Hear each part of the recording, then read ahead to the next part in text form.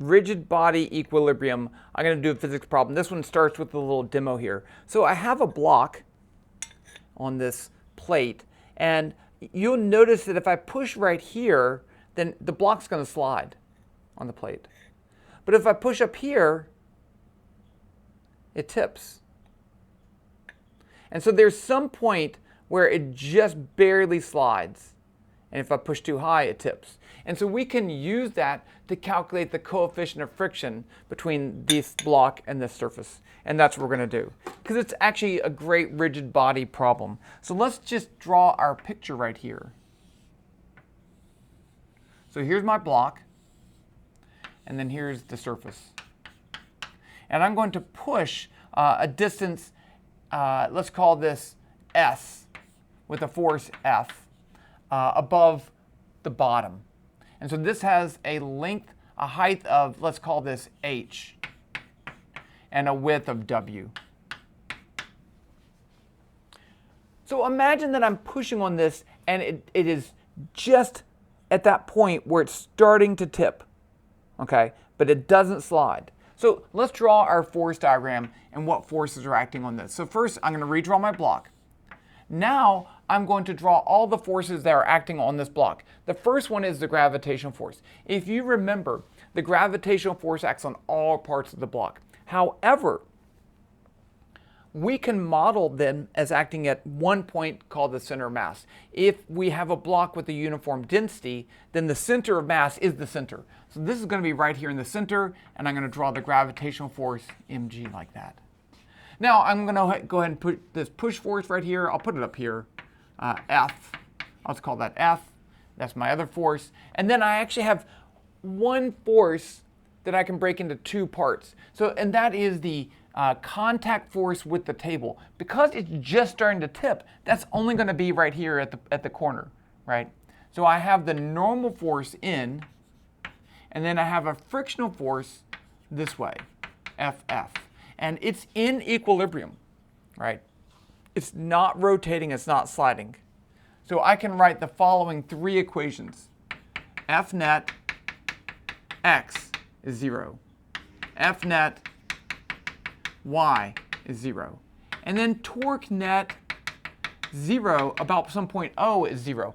What point do I want to pick to calculate the torque? It does not matter.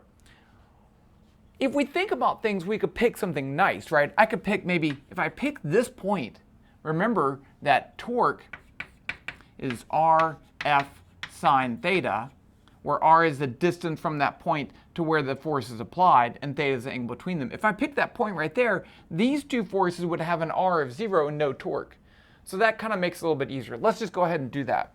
So my force X equation, I'm going to get F minus friction equals 0. Those are the only two forces in the X direction. These are the only two forces in the Y direction. So my Y equation says N minus mg is equal to 0. Let's go ahead and write this in terms of the coefficient of friction. If it's just about to tip, then the frictional force was technically less than or equal to the coefficient of static friction times the normal force, but we're at the equal part. So I can put that in up here, and I get F minus mu s n equals 0. And then I can put in what n is going to be equal to mg. So I get F equals mu s mg. That's the pushing force. Okay, but I don't know what the pushing force is. I don't know. I just pushed my finger, right? I know m. I don't actually know m, but let's say I do. I know g, and I'm trying to find that. But I don't know this pushing force. So let's go to the last one, the torque equation. So here I'm going to calculate the torque about this point right here. We can calculate torque as R perpendicular F or RF perpendicular. I'm going to use the R perpendicular. So let's calculate the torque due to gravity.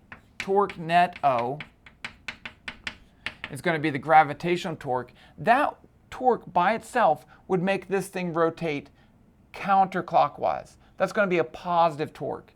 So the torque is going to be positive. It's going to be mg, the force, and this distance right here is going to be W over 2. Because it's the perpendicular distance to that force. This force right here is going to create a negative torque because it would make it rotate clockwise. And this distance, perpendicular distance, is going to be F, S. So it's going to be minus F, S. And those torques have to add up to 0. So I can use this to solve for F. Fs is mgw over 2. So F is going to be mgw over 2s. Now I can put that up here. So I get mgw over 2s is mu s mg. Mg's cancel. Mu s equals w over 2s.